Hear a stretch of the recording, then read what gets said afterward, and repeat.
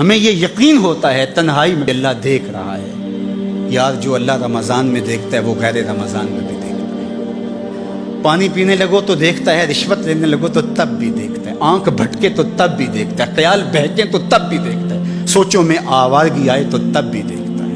یہ یقین تمہارے ساتھ اگر جڑ جائے کہ تمہارا رب تمہیں دیکھ رہا ہے تو پھر گناہ کرنا مشکل کیا ناممکن ہو جائے گا. ان اللہ خبیر بما تعملون, اور جو تم کرتے ہو تمہارا رب اس سے باخبر ہے.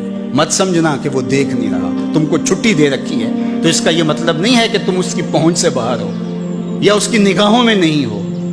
تمہارے ایک ایک لمحے کو وہ دیکھ رہا ہے, ایک ایک ساعت کو ملاحظہ کر رہا ہے. بند کمرے ہوں یا مخفی غاریں, تم جہاں بھی داد عیش دو تمہارا رب تمہیں دیکھ رہا ہے. کالے پہاڑ کی گہری غار میں چیونٹی چلتی ہے تو اس کے ننھے اور مہین پاؤں سے سینہ سنگ پر جو لکیر بنتی ہے تمہارا رب اس کو یوں دیکھتا ہے جیسے دیوار چین کو دیکھتا ہے. تو کیا وہ تمہارے اعمال کو نہیں دیکھتا؟ تمہارے ایک ایک عمل کو, تمہارے ارادے کو, تمہاری آنکھوں کی خیانت کو, تمہارے دل کے ارادے کو دیکھتا ہے.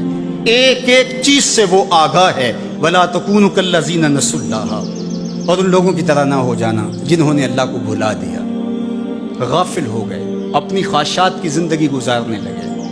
یہ جہاں مٹھا اگلا کس نے ڈٹھا, آرزوؤں کے نوکر بن گئے. جس طرح نفس اور شیطان ان کو چلا رہا اس طرح چل رہے ہیں. جو لوگ اللہ کو بھول گئے, اللہ فرماتا ہے اللہ نے انہیں ان سے غافل کر دیا. اللہ جب کسی سے ناراض ہوتا ہے تو ہدایت چھین لیتا ہے.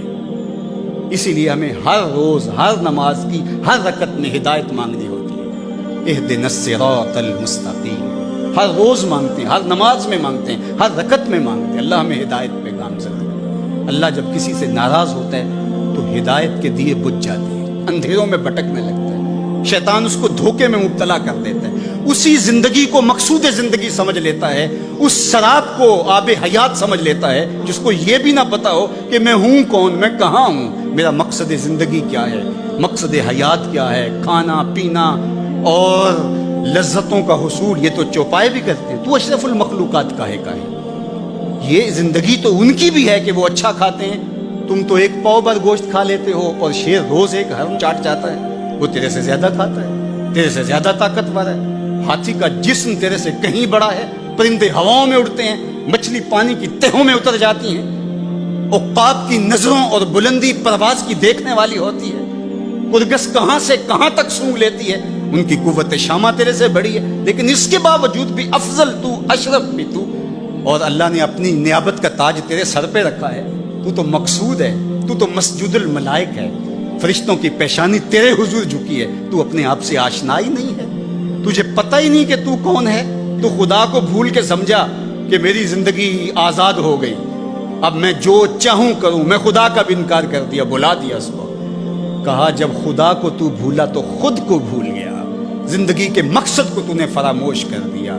اب بھٹکتا ہے ارض فلات میں, جنگل میں پڑے ہوئے خشک پتے کی طرح, جس کو ہوائیں کبھی ادھر اڑا دیتی ہیں کبھی ادھر اڑا دیتی ہیں. مقصد حیات کا علم نہیں ہے. خدا کو بھولنے کا یہ نتیجہ ہے جو تجھے بھگتنا پڑ رہا ہے. خدا آشنا ہو جا, خود آشنا ہو جائے گا. تجھے ذات سے آگہی ہو جائے گی, من کا شعور مل جائے گا. تجھے پتہ چلے گا کہ میں کون ہوں, میری زندگی کا مقصد اور مقصود کیا ہے.